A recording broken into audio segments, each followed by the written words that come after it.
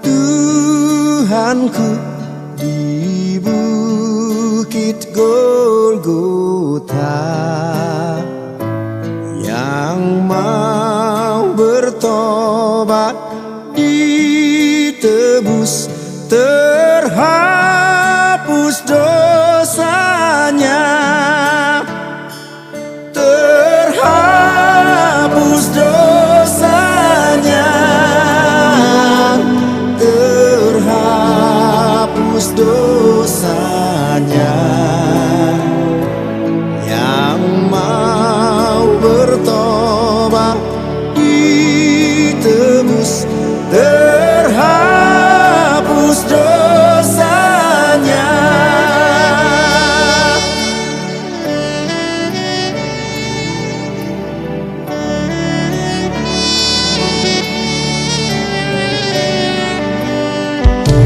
Penyamun yang di sisinya diberi anugerah.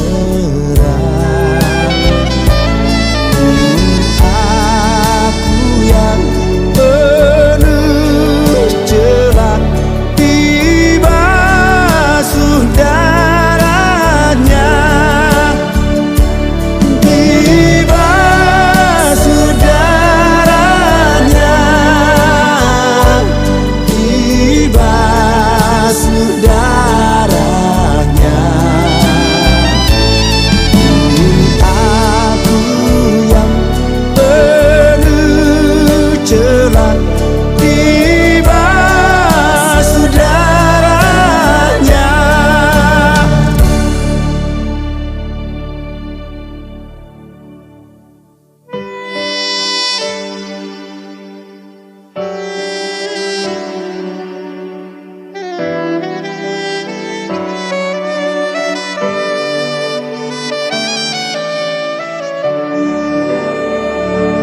Ya anak domba, darahmu tak hilang kuasanya, sehingga selamat umatmu dan suci selamanya, dan suci selamanya,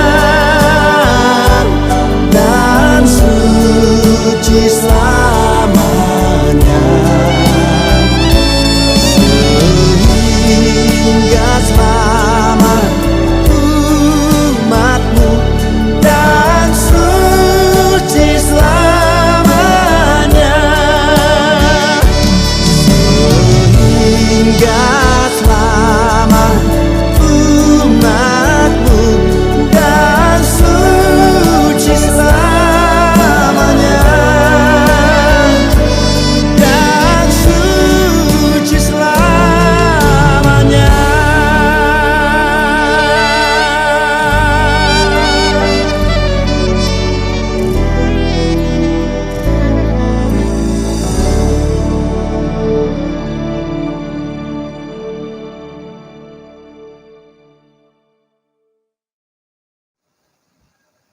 Shalom, Bapak Ibu yang dikasihi Tuhan, senang bisa berjumpa lagi. Dan saya berharap kita semua tetap dalam keadaan yang sehat, dalam keadaan sukacita. Kita akan segera mendengarkan firman Tuhan. Mari kita siapkan hati kita, kita berdoa. Ya Tuhan, kami mengucap syukur kepadamu setiap kali ada kesempatan bagi kami mendengarkan kebenaran firman-Mu. Kami mohon supaya Roh Kudus terangi hati kami, berikan damai sejahtera dan sukacita, berikan hikmat dan pengertian, sehingga kami dapat mengerti firman-Mu dengan benar.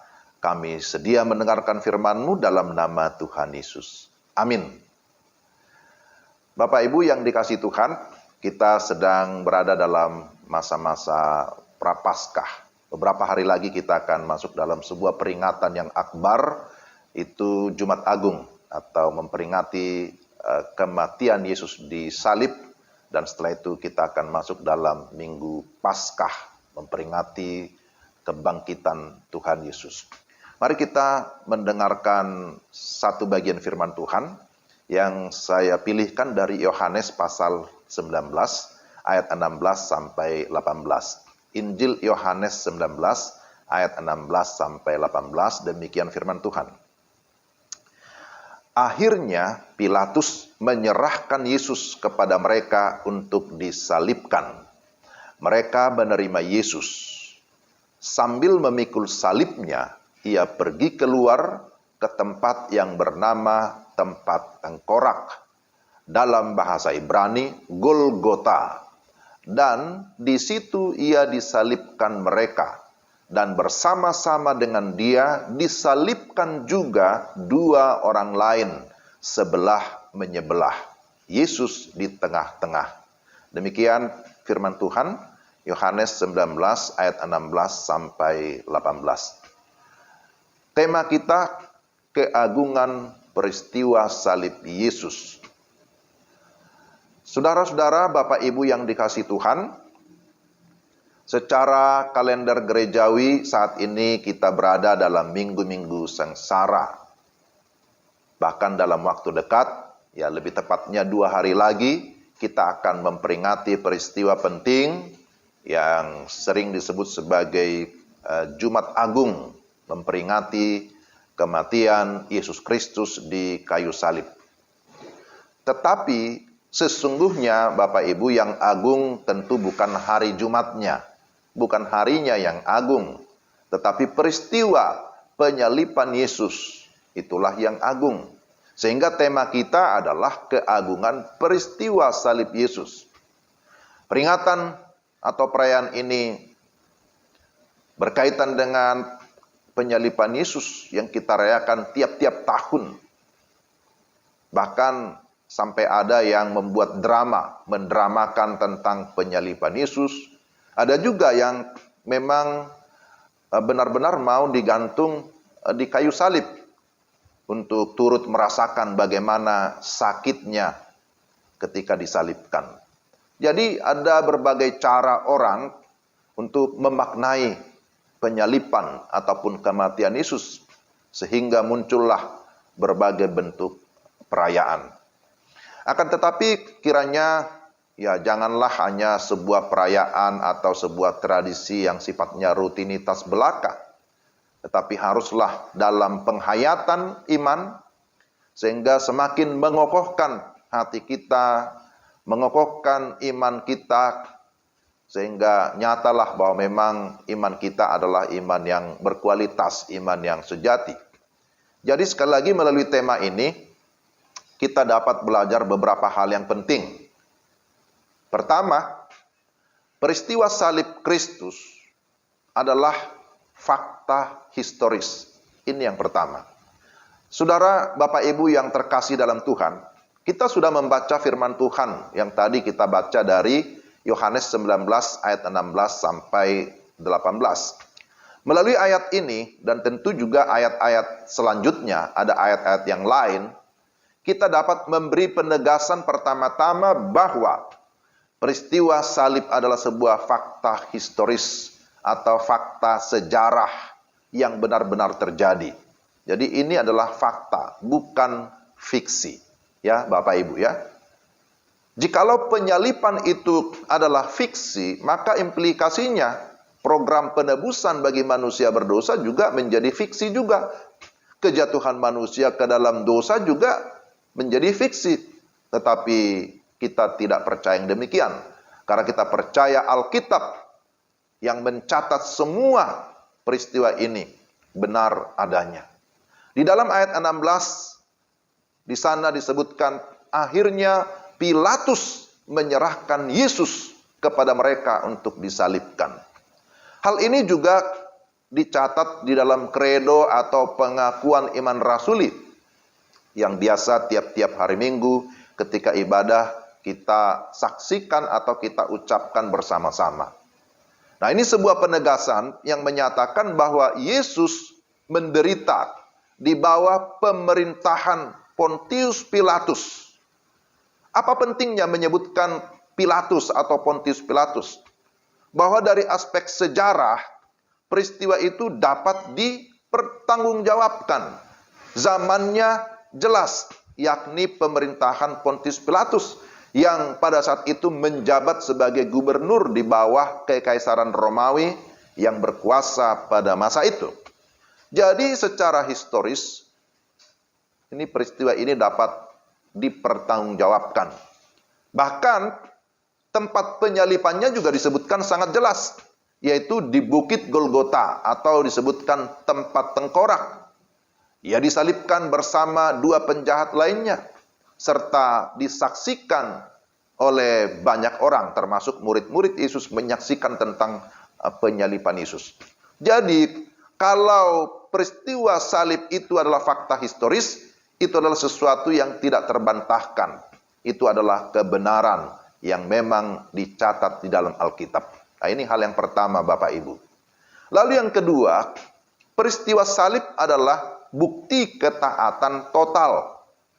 Saudara-saudara, Bapak Ibu yang dikasihi Tuhan, peristiwa salib dipahami bukan hanya saat di Golgota tentunya. Ya, Golgota kalau dalam bahasa Latin disebut dengan Kalvari. Maka ada istilah Bukit Kalvari. Tetapi sebenarnya sejak saat penangkapan Yesus di Taman Getsemani, itu juga menjadi satu paket berkaitan dengan peristiwa salib. Hal yang menyedihkan, tanda kutip menyedihkan dalam peristiwa ini adalah bahwa muridnya sendiri yang mengkhianati gurunya.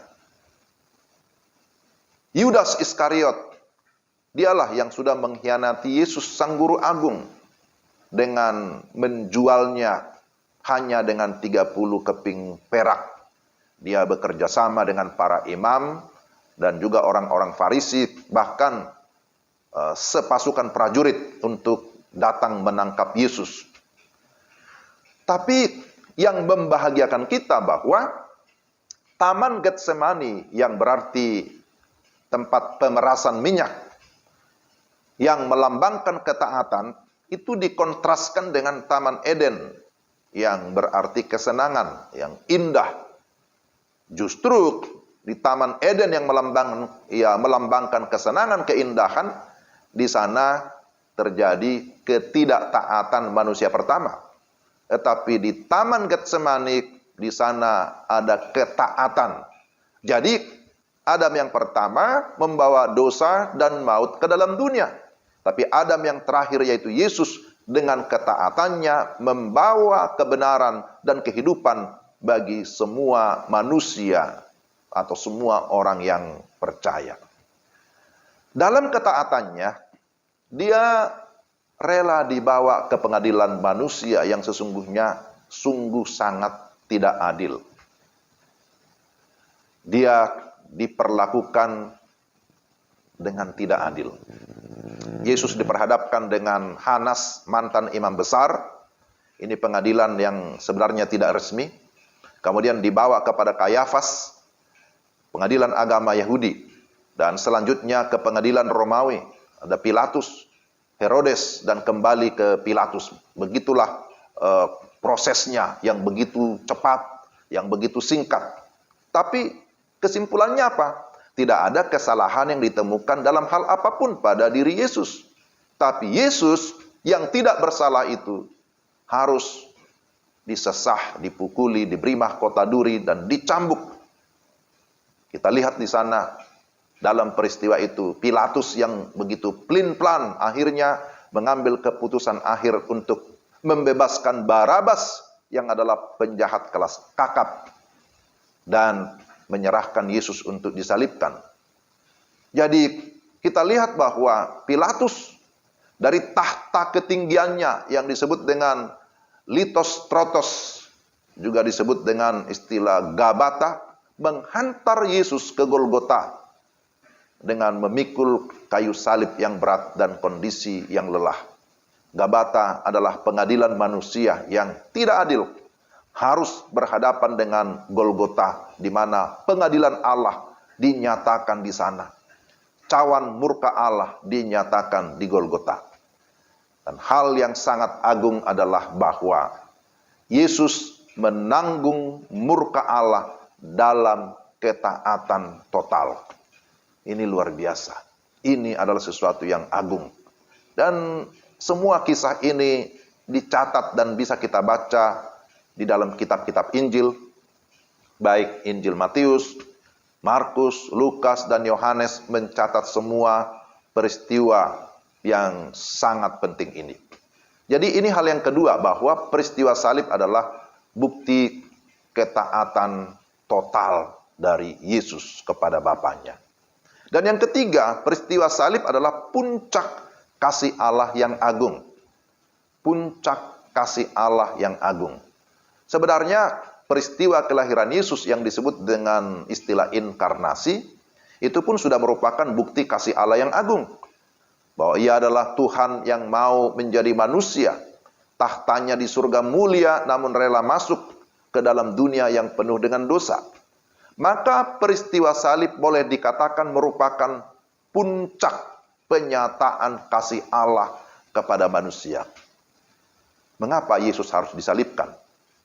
Tentu Bapak Ibu yang dikasihi Tuhan, kita menghafal Yohanes 3:16 yang menyatakan, karena begitu besar kasih Allah akan dunia ini, sehingga ia telah mengaruniakan anaknya yang tunggal, supaya setiap orang yang percaya kepadanya tidak binasa, melainkan beroleh hidup yang kekal. Bapak Ibu, inilah bukti keagungan kasih Allah. Bahwa Allah mengasihi manusia bukan karena manusia pantas atau layak, tetapi sekalipun manusia tidak layak karena dosa, dia tetap mengasihi. Nah, inilah namanya kasih agape. Kasih yang infinite. Kasih yang tak terbatas. Kasih yang sempurna. Dalam peristiwa salib di Golgota, kita mengingat ada 7 kalimat atau 7 perkataan Yesus. Dan kalimat pertama yang diucapkan adalah, "Ya Bapa, ampunilah mereka, karena mereka tidak tahu apa yang mereka perbuat." Dalam Lukas 23 ayat 34. Yesus tidak membalas kejahatan dengan kejahatan. Tidak membalas kutuk dengan kutuk. Orang-orang yang disalibkan dianggap sebagai orang yang terkutuk. Dan bisa juga orang-orang yang disalibkan itu biasanya mengutuki orang-orang yang memaku mereka atau yang menggantung mereka karena penderitaan yang berat yang mereka rasakan di atas kayu salib. Ya, contohnya seperti penjahat, salah satu penjahat yang di sebelah Yesus. Dia menghujat Yesus, katanya, "Bukankah engkau Kristus? Selamatkanlah dirimu dan kami." Dalam Lukas 23 ayat 39. Sebenarnya itu adalah kata-kata hujatan yang ditujukan kepada Yesus. Akan tetapi Yesus tetap menunjukkan kasihnya. Sekalipun dia dihujat, dibenci oleh manusia, dimusuhi oleh manusia. Tetapi kita perhatikan kalimat yang begitu penting pertama-tama dia sampaikan, "Ya Bapa, ampunilah mereka, karena mereka tidak tahu apa yang mereka perbuat." Ini adalah bukti kasih yang begitu agung. Jadi kita lihat di sini Bapak Ibu yang terkasih dalam Tuhan. Pada umumnya kita orang Kristen ini kan gampang sekali kalau ngomong tentang kasih, ya. Ya, mengasihi, bahkan banyak lagunya juga ya. Tetapi kalau kita memperhatikan bagaimana teladan Yesus, Yesus tidak hanya mengajarkan tentang kasih dan bagaimana mengasihi. Yesus juga tidak hanya memerintahkan kita supaya kamu saling mengasihi. Itu juga memang perintahnya. Tetapi dia memberikan teladan kasih dengan cara dia mau mengorbankan dirinya sendiri. Ini adalah hal yang sangat amazing, yang agung. Kasih harus disertai dengan pengorbanan agar pengampunan bisa terrealisasi. Kalimat pertama dari Yesus di kayu salib, "Ya Bapa, ampunilah mereka." Ini juga mau menegaskan bahwa pengampunan adalah kebutuhan utama manusia berdosa. Amin ya Bapak Ibu. Pengampunan adalah kebutuhan utama kita. Karena tanpa pengampunan kita binasa. Tanpa pengampunan kita berada di dalam maut. Tetapi berbahagialah kita sekalian Bapak Ibu, karena kita beroleh pengampunan. Saudara dan saya, kita semua yang sudah sungguh-sungguh bertobat, sungguh-sungguh mengaku dosa, sungguh-sungguh percaya dan terima Yesus, kita meyakini bahwa kita sudah mengalami penebusan, mengalami pengampunan, mengalami pengudusan, bahkan mengalami kepastian keselamatan. Dan itulah anugerah terbesar di dalam kehidupan kita. Itu yang ketiga. Tapi kemudian yang keempat, peristiwa salib adalah bukti solidaritas tanpa batas. Sekali lagi, peristiwa salib adalah bukti solidaritas atau kepedulian tanpa batas. Kejahatan atau dosa manusia tidak membuat Yesus mengurungkan kasih dan kepeduliannya. Kepeduliannya kepada manusia sudah dinyatakan sejak masa pelayanannya bersama dengan murid-muridnya. Bagaimana perhatiannya, kepeduliannya terhadap orang-orang miskin dinyatakan, yang lapar, yang haus, orang-orang yang buta, orang-orang lumpuh, orang-orang yang sakit, orang-orang yang terpenjara, orang-orang yang terbuang, orang-orang yang berdosa. Wah, ini adalah kepedulian daripada Yesus kepada orang-orang kecil, kepada orang-orang yang termarginalkan, kepada orang-orang yang tidak dianggap. Dan yang mengagumkan bahwa hal itu juga tetap nyata sekalipun dalam peristiwa salib, sekalipun dia di dalam penderitaan di atas kayu salib, tetapi kepeduliannya tetap luar biasa bagi manusia, bagi orang-orang yang dia kasihi, bahkan juga bagi orang-orang yang memusuhi dia. Artinya, dalam keadaan menderita pun Yesus tetap solider. Dia tetap peduli kepada semua orang. Ya, secara khusus di dalam Yohanes 19 dicatat bagaimana perhatian kasihnya, kepeduliannya kepada ibunya sendiri. Sehingga dia berkata kepada Yohanes, inilah ibumu, dan kepada ibunya, ibu inilah anakmu. Dalam Yohanes 19 ayat 26 sampai 27 kita bisa baca itu. Nah, kalimat ini merupakan pernyataan kasih dan kepedulian kepada ibunya yang selama ini sudah membesarkan dia. Banyak orang solider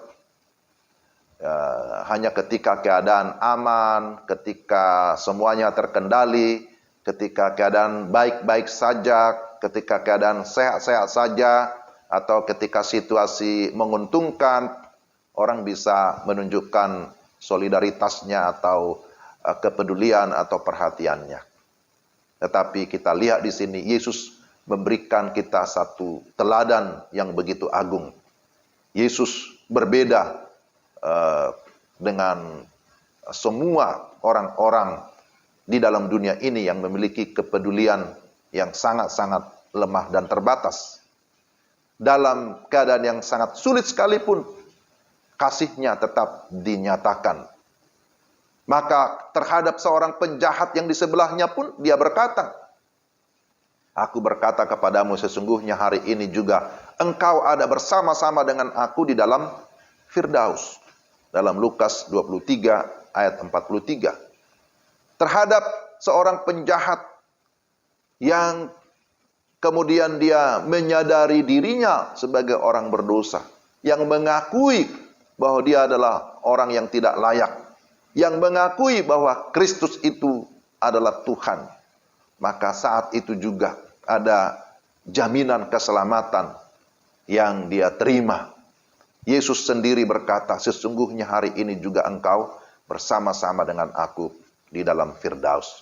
Dia menjamin keselamatan setiap orang yang mau bertobat, sekalipun di masa-masa yang krusial menjelang akhir hidupnya. Jadi inilah sebenarnya juga yang menjadi doa dan harapan kita. Kita tidak bisa langsung menjudge atau menghakimi seseorang karena kejahatannya, karena dia seorang berdosa, lalu kita sudah berpikir, ini sudah tidak ada harapan, ini pasti akan masuk neraka. Ya, karena ini ada contoh, ada seorang yang di samping Yesus ketika disalibkan, dia seorang penjahat, Tapi di akhir-akhir hidupnya ternyata masih ada kesempatan bagi dia untuk bertobat. Dan di sana juga ada pengampunan, ada grace, ada kasih karunia. Maka Yesus berkata, hari ini juga engkau bersama-sama dengan aku di dalam Firdaus. Maka doa kita supaya setiap orang bisa memiliki kesempatan satu kali di dalam hidupnya sungguh-sungguh percaya dan terima Yesus. Entahkah di awal hidupnya, di pertengahan hidupnya, ataupun di akhir hidupnya. Jadi kita bersyukur Bapak Ibu kalau kita sudah memiliki kepastian keselamatan dan kita masih berikan panjang umur, artinya kita masih memiliki banyak kesempatan untuk melayani Dia. Itu adalah kepercayaan, itu adalah anugerah, maka kita harus pergunakan sebaik-baiknya. Kita berkata, puji Tuhan, aku sudah memiliki kepastian keselamatan. Kepastian keselamatan tentu bukan untuk disombongkan, tapi kita harus meyakini. Kita harus bangga mempertuhankan Kristus yang bisa menjamin keselamatan kita. Nah, ini hal yang sangat penting. Dan yang kelima, Bapak Ibu, yang terakhir ya. Ya, kalau sudah terakhir pasti sudah lebih tenang ya. Yang kelima, peristiwa salib adalah peristiwa kemenangan total. Saudara yang terkasih dalam Tuhan, ratusan tahun sebelum peristiwa salib, Yesaya sudah menyampaikan berita atau nubuatan tentang pembebasan bagi umatnya. Di dalam firman Tuhan Yesaya 61 ayat 1 sampai 3, saya coba baca dulu. Yesaya 61 ayat 1 sampai 3. Roh Tuhan Allah ada padaku, oleh karena Tuhan telah mengurapi aku. Ia telah mengutus aku untuk menyampaikan kabar baik kepada orang-orang sengsara dan merawat orang-orang yang remuk hati, untuk memberitakan pembebasan kepada orang-orang tawanan dan kepada orang-orang yang terkurung kelepasan dari penjara, untuk memberitakan tahun rahmat Tuhan dan hari pembalasan Allah kita, untuk menghibur semua orang berkabung, untuk mengaruniakan kepada mereka perhiasan kepala ganti abu, minyak untuk pesta ganti kain kabung, nyanyian puji-pujian ganti semangat yang pudar, supaya orang menyebutkan mereka pohon terbantin kebenaran, tanaman Tuhan, untuk memperlihatkan keagungannya. Yesaya 61 ayat 1 sampai 3. Nah, Bapak Ibu yang dikasihi Tuhan, bagian ini adalah salah satu nubuat tentang kelepasan umat Tuhan. Memang pada saat itu kondisi umat Tuhan sedang mengalami kesulitan, ada penderitaan sebagai tawanan bangsa lain. Mereka sangat mengharapkan datangnya Mesias. Mereka sangat mengharapkan seorang juru selamat, seorang yang akan memimpin mereka dalam keadaan aman, dalam keadaan yang bebas, merdeka, tentram, bahkan makmur. Tentu itulah harapan mereka. Tetapi Bapak Ibu yang dikasihi Tuhan, Alkitab mencatat bahwa kedatangan Yesus lebih daripada memberikan kebebasan secara fisik atau secara politis.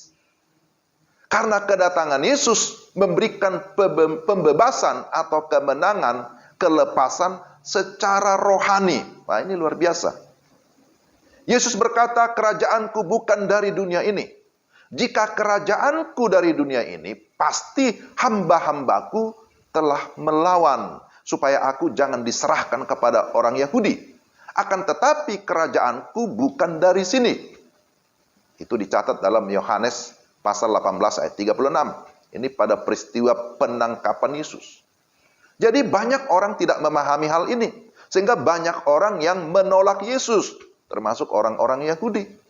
Sesungguhnya penderitaan manusia bukanlah terutama masalah kemiskinan, itu juga penderitaan, kelaparan, sakit penyakit, peperangan, itu juga adalah penderitaan. Tetapi penderitaan yang sesungguhnya, yang sangat berat, adalah penderitaan karena kuasa dosa, karena iblis dan maut. Dan terhadap ketiga hal ini, manusia tidak berdaya sama sekali.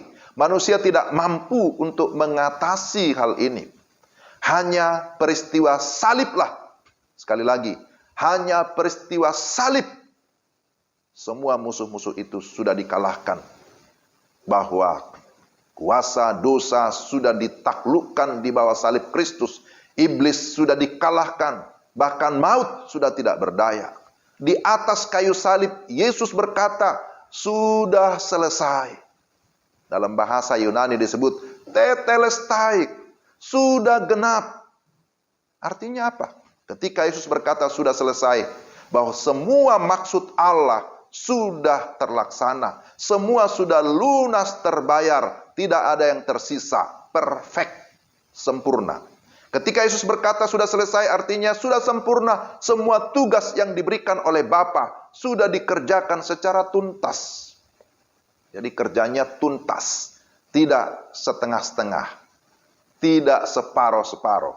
Tapi Yesus mengerjakannya tuntas di atas kayu salib. Misi penebusan manusia yang berdosa itu sudah sukses dilaksanakan melalui kematiannya di atas kayu salib. Maka kepala ular yaitu iblis sudah diremukkan. Iblis sudah dikalahkan. Ini menggenapi Kejadian 3 ayat 15. Dosa bahkan maut sudah dikalahkan melalui pengorbanan Yesus Kristus. Inilah kemenangan total. Kemenangan atas iblis, kemenangan atas dosa dan maut. Bapak Ibu, saudara-saudara yang dikasihi Tuhan, apa yang merupakan kesimpulan dan aplikasi bagi kita? Mari kita perhatikan. Pertama, bahwa peristiwa salib adalah peristiwa historis, peristiwa sejarah, bukan fiksi, atau hanya sebuah retorika apalagi rekayasa. Bukan. Alkitab mencatat peristiwa-peristiwa yang sangat penting ini, maka kita percaya karena Alkitab menyatakannya. Catatan-catatan atau pengajaran lain yang menolak penyaliban Yesus yang bersifat historis, lebih baik kita singkirkan, kita abaikan itu. Amin. Mari kita tetap bertekun dalam membaca dan menyelidiki Alkitab.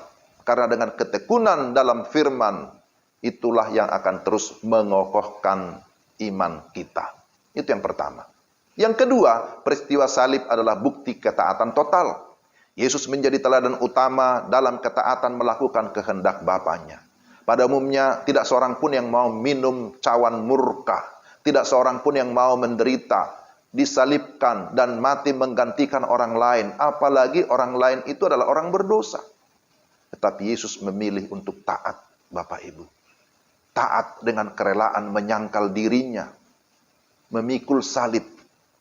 Kemudian dia mati menggantikan saudara dan saya. Maka mari kita belajar taat. Taat kepada kehendak Tuhan. Tidak kompromi dengan keinginan-keinginan daging, keinginan mata, keangkuhan hidup dunia ini. Kita meyakini bahwa ketaatan pasti mendatangkan berkat. Amin. Amin ya Bapak Ibu. Dan yang ketiga, peristiwa salib adalah puncak kasih Allah yang agung. Dia mengasihi manusia tanpa batas. Pada umumnya manusia mengasihi karena melihat dan mengharapkan sesuatu. Ada maunya begitu. Tetapi Allah mengasihi walaupun kita tidak layak karena keberdosaan kita. Bagi kita ini adalah anugerah atau kasih karunia semata-mata. Kita perlu mengingat kalimat bijak bahwa keselamatan adalah kemurahan. Tetapi keselamatan tidak murahan. Sebab harganya mahal. Kita ditebus dengan darah Kristus yang mahal. Darah yang tak bernoda, tak bercacat. Maka mari kita meresponi anugerah Allah dengan semakin mengasihi Allah dan juga mengasihi sesama kita. Dan yang keempat, peristiwa salib adalah bukti solidaritas tanpa batas. Kepedulian Yesus tidak hanya nampak ketika dia bersama murid-muridnya dalam pelayanan. Akan tetapi tetap nyata bahkan ketika dia sudah disalibkan. Kepedulian terhadap orang-orang yang susah dan menderita, bahkan terhadap penjahat sekalipun, tetap ada di dalam hatinya. Melalui peristiwa salib kita diingatkan agar meningkatkan kepedulian kasih kita terhadap mereka yang menderita. Kita tidak bisa mengabaikan atau menganggap bahwa itu bukan urusan kita. Kita merindukan jiwa-jiwa yang lapar dan haus akan kebenaran, agar mereka juga mengalami pertobatan. Maka bagian kita Bapak Ibu, mari kita melayani selagi masih ada kesempatan. Tentu lagu hidup ini adalah kesempatan menjadi salah satu lagu kesayangan Bapak Ibu, bukan? Hidup ini adalah kesempatan. Kesempatan untuk apa? Melayani Tuhan. Dan yang kelima, peristiwa salib adalah peristiwa kemenangan total. Di atas kayu salib Yesus berkata, sudah selesai atau sudah genap. Semua janji atau nubuatan berkaitan dengan Mesias yang mati untuk penyelamatan manusia berdosa, itu sudah tergenapi secara sempurna. Dosa, iblis, bahkan maut sudah dikalahkan. Setiap orang yang sungguh-sungguh percaya dan menerima Yesus sebagai Tuhan dan Juru Selamat, pasti mengalami kemenangan total dan memperoleh kepastian hidup yang kekal. Karena itu, Bapak Ibu yang dikasihi Tuhan, jangan sampai kita ditipu oleh dunia ini, ditipu oleh si iblis. Tetapi kita harus tetap kuat di dalam iman. Dan oleh iman, kita akan mengalami kemenangan. Kita akan mengalahkan segala yang jahat. Mari kita menjalani hidup di dalam kepastian. Jangan ada keraguan di dalam mengikut Yesus.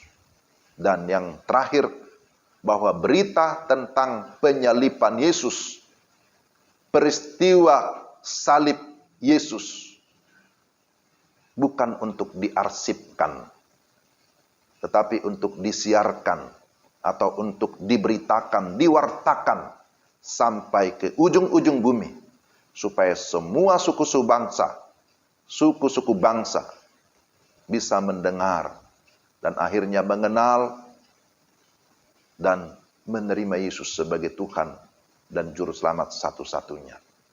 Yesus berkata, "Akulah jalan dan kebenaran dan hidup. Tidak seorang pun sampai kepada Bapa kalau tidak melalui aku." Kiranya firman Tuhan hari ini bisa menjadi berkat dan meneguhkan iman kita masing-masing. Mari kita satukan hati, kita akan berdoa.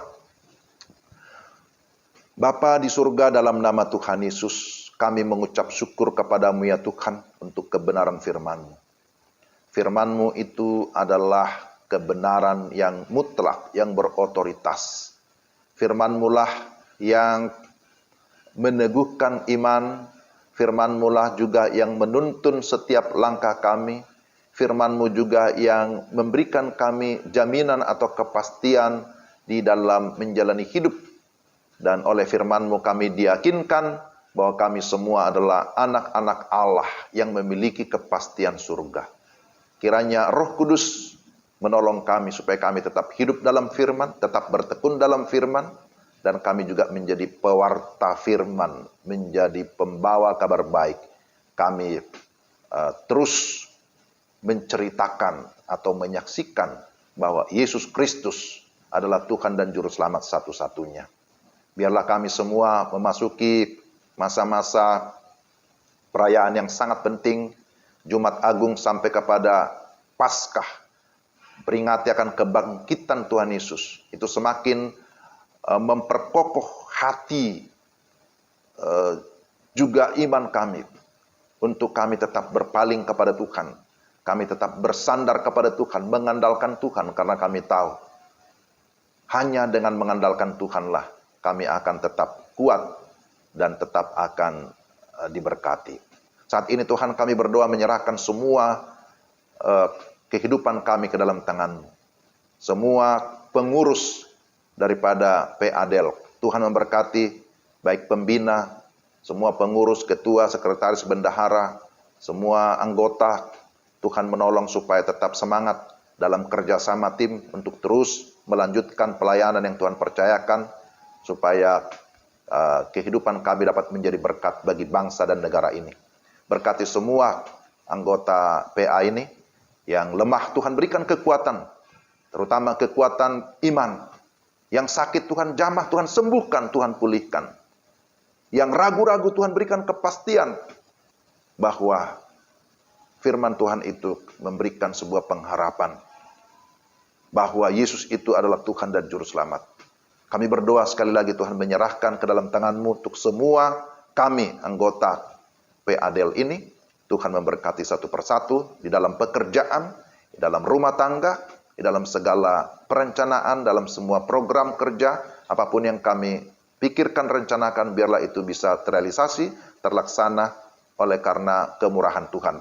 Bapa, kami berdoa menyerahkan bangsa dan negara kami. Tuhan memberkati bangsa dan negara kami ini. Berkati pemerintah kami, presiden, wakil presiden, semua kabinet. Tuhan memberkati supaya tetap dalam semangat kerjasama untuk membangun bangsa ini.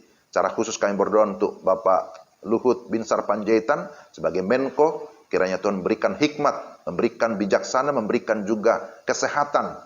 Bersama dengan ibu dan semua anak, mantu, cucu-cucu, Tuhan jaga lindungi. Dan kehidupan mereka dapat menjadi berkat seluas-luasnya bagi bangsa dan negara ini. Berkati ya Tuhan pemberitaan firman, pemberitaan Injil oleh para pendeta, oleh para penginjil, para misionaris, para sintua, semua hamba-hamba Tuhan dimanapun berada, baik di garis depan, di suku-suku terabaikan, di luar negeri, di dalam negeri. Kami rindu supaya melalui pemberitaan firman Tuhan semakin banyak orang yang percaya dan terima Yesus sebagai Tuhan dan Juru Selamat. Kami berdoa ya Tuhan, menyerahkan sekali lagi seluruh kehidupan dan aktivitas kami hari ini dan selanjutnya. Tuhan pimpin sertai. Kami mengakhiri dalam nama Tuhan Yesus yang mengajar muridnya berdoa bersama-sama. Bapa kami yang di surga, dikuduskanlah namamu, datanglah kerajaanmu, jadilah kehendakmu di bumi seperti di surga. Berikanlah kami pada hari ini makanan kami yang secukupnya, dan ampunilah kami akan kesalahan kami, seperti kami juga mengampuni orang yang bersalah kepada kami. Dan jangan membawa kami ke dalam pencobaan, tetapi lepaskanlah kami daripada yang jahat. Karena Engkau yang punya kerajaan, dan kuasa, dan kemuliaan sampai selama-lamanya. Amin. Terimalah berkat dari Tuhan. Kasih karunia dari Tuhan Yesus Kristus, kasih Allah Bapa yang kekal, serta persekutuan, kekuatan, dan pertolongan dari Allah Roh Kudus terus memberkati kita dari saat ini sampai selama-lamanya. Semua kita yang percaya berkata, amin. Amin. Bapak Ibu yang dikasihi Tuhan, demikianlah firman Tuhan hari ini. Tuhan memberkati kita sekalian. Shalom.